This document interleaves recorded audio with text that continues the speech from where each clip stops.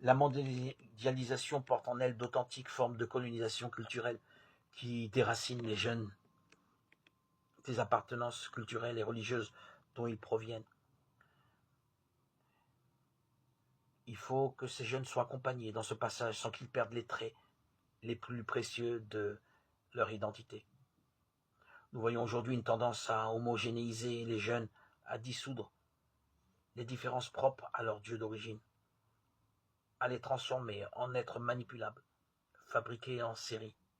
Il se produit ainsi une destruction culturelle qui est aussi grave que la disparition des espèces animales et végétales.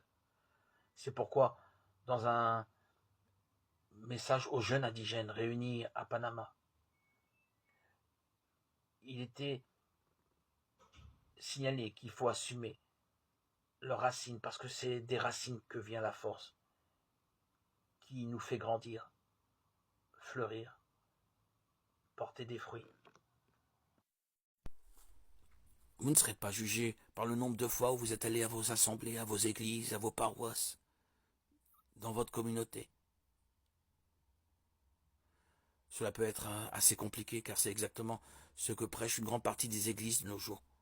Pour de nombreux leaders spirituels, ce qui compte c'est que vous alliez à l'église, que vous chantiez quelques louanges, écoutez la prédication, donniez votre dîme et votre offrande, puis rentriez chez vous.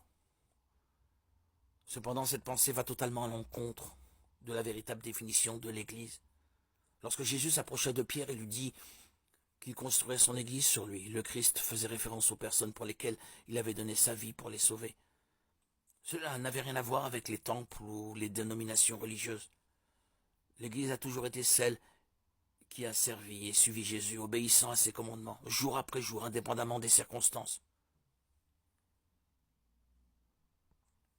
Par conséquent, vous ne serez pas jugé par le nombre de cultes auxquels vous avez participé, mais vous serez jugé par la manière dont vous avez suivi les enseignements du Christ pendant le temps que vous avez vécu sur cette terre. Vous serez jugé par la façon dont vous avez développé vos dons et talents. Lorsque les disciples ont demandé à Jésus sur la fin des temps et le jour du jugement, le maître a saisi cette occasion pour raconter la parabole des talents. Dans cette histoire, un homme part pour un long voyage et donne à 3 de ses serviteurs 3 sommes différentes d'argent. Lorsque le seigneur de ses serviteurs revient, il les rend responsables de ce qu'ils ont fait, de ce qui leur a été donné.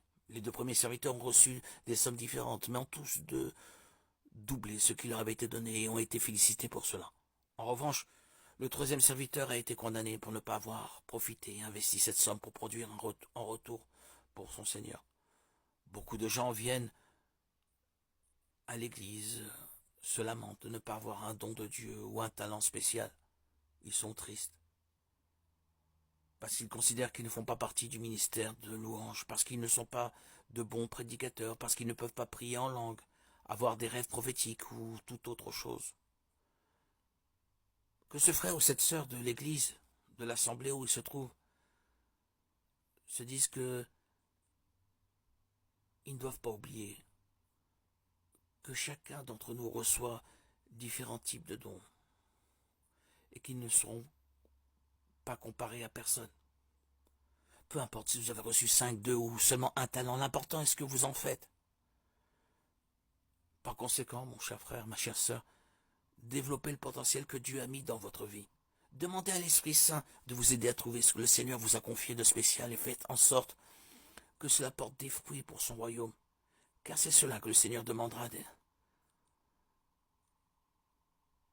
Il demandera des comptes en ce jour, en ce grand jour, par rapport à ce que vous êtes vous et pas votre voisin, ce qu'il attendait de vous, vous personnellement.